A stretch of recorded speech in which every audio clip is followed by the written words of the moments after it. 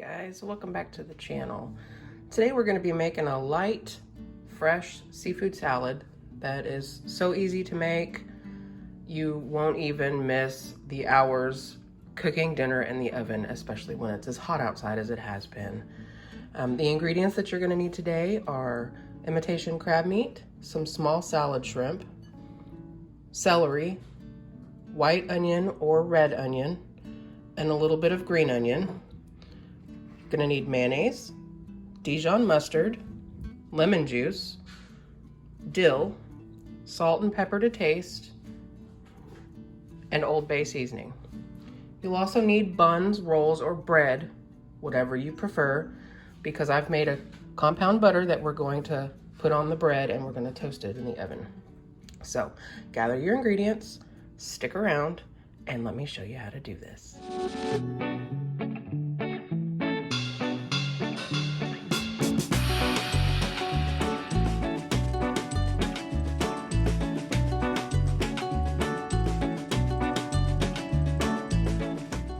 So basically this recipe is just a little bit of prep work and then mixing.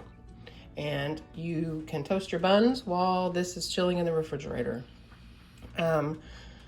So per usual, I've doubled the recipe. I will leave a smaller recipe in the box below for about half of this, more manageable portion size. So I'm using just imitation lump crab meat, and you can leave it in the big chunks, but I went ahead and just ran a knife through it to kind of break it up a little bit. As you stir it, it's going to break up some too because it's rolled up on itself. This is where we cross our fingers and hope that I picked a big enough bowl. So we're going to put our crab meat in there. These are the little tiny pre-cooked salad shrimp that you can buy in the freezer section of your grocery store. They're already peeled and deveined and clean. So all you have to do is just thaw them in some cold water, rinse them, and drain them really well. So we're going to go ahead and add those in too.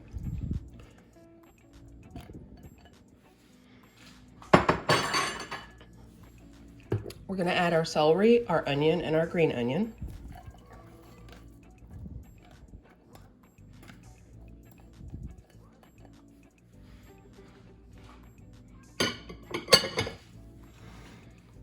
Now, I'm using Old Bay today because most seafood salad recipes call for all of the ingredients that's in Old Bay anyways. So if you don't like Old Bay, you can just season this to taste. Some people just do salt, pepper, and dill. Some people don't like dill, so they don't put dill in it at all. I personally like a little bit of heat, so I'm going to use the Old Bay. I'm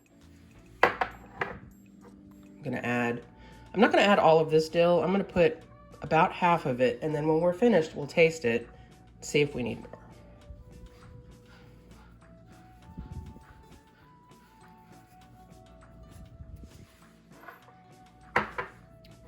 I'm going to add salt and pepper.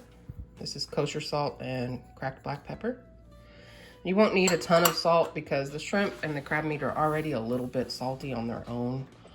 So I find that I'll just add more later if it needs it. You can always add, but you can't take away. So I'm going to put the Dijon mustard in here. Sorry if you guys hear that whining in the background. It's trying to rain today, and our little dog Floki does not like storms. So mustard goes in, and I'm going to start small with this mayonnaise. I'm going to use, just like with the dill, I'm going to start with about half of it, and once I get it all stirred up, I'll see if it needs more, because the shrimp and the crab will let go of some liquid as it sits, and you won't need as much as you think you do. I'm going to add some lemon juice. And then I'm just going to stir this all up and see if it comes together.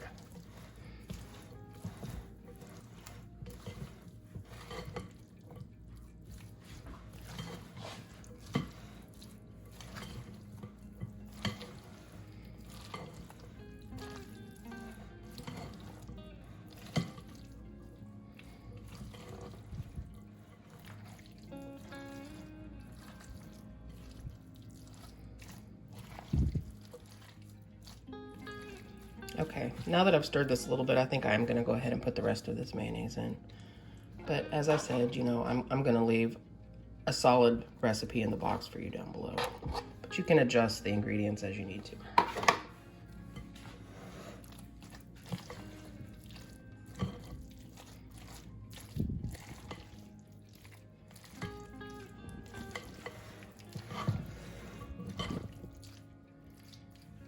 And that is basically it, you guys. That is so simple. It takes you longer to chop up the ingredients for this than it does to actually make it. And what you'll do is you'll give it a taste for salt and pepper, see if it needs anything else, more dill, and cover it. Put it in the refrigerator and let it chill. Obviously it has mayonnaise in it, it needs to be cold.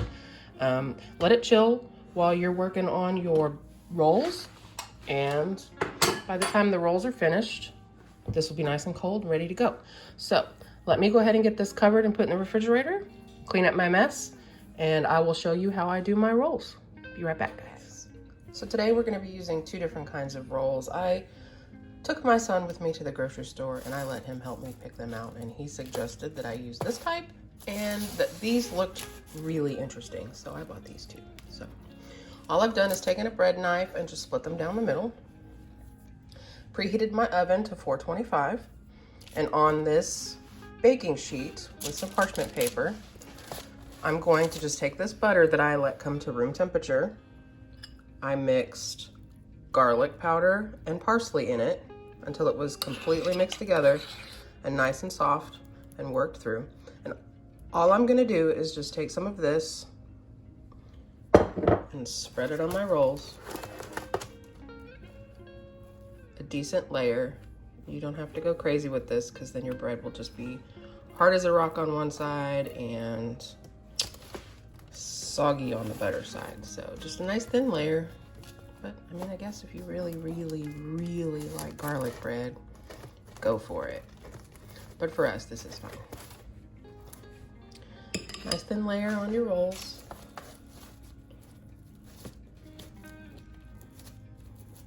And I like to do it on the top and the bottom, just because.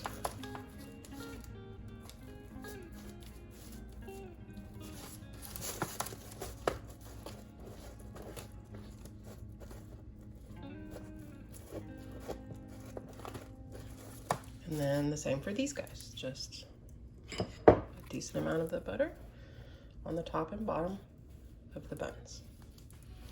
I'd like to be able to tell you what kind of buns these are, but I absolutely could not pronounce it. So I will tell you they're very soft and they look delicious.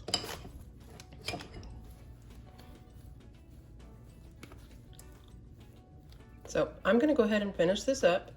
Once I have all of my rolls done, I'm gonna put them on the top shelf of my oven that's preheated at 425, and I'm just gonna keep an eye on them. I have my oven light on. That way I don't have to keep opening the door, and I'm just going to take a peek at them every so often, and they're done when the unbuttered side is crispy and this side, the butter is melted and soaked in. So we'll be back after that, guys. So it's been about 10 minutes, and this is pretty much exactly where I like my rolls to be. They're still soft on the inside, but the butter's soaked in. And on the outside, they have a nice crust on them. They're not hard by any means, but they're warmed through and the butter has had a chance to soak into the bread. So I'm gonna go ahead and put together some sandwiches and show you how I serve this. I went ahead and made up 2 sandwiches, one for each of my kids. And I just wanted to show you the difference in the 2 styles of buns. I think that, you know, this one here is probably gonna be a lot easier to eat. And you can have these however you want them. Tomatoes for my son, no tomatoes for my daughter. But let me show you another way that you can serve this if you didn't want to have it as an actual sandwich, because this is how I'm gonna have it. I'm just gonna have it as kind of a salad with some crackers. I mean, easy enough, right? So I hope you guys give this recipe a try. And, you know, if you do, please leave me a comment down below and let me know what you thought about it. Thanks for watching. We'll see you next time.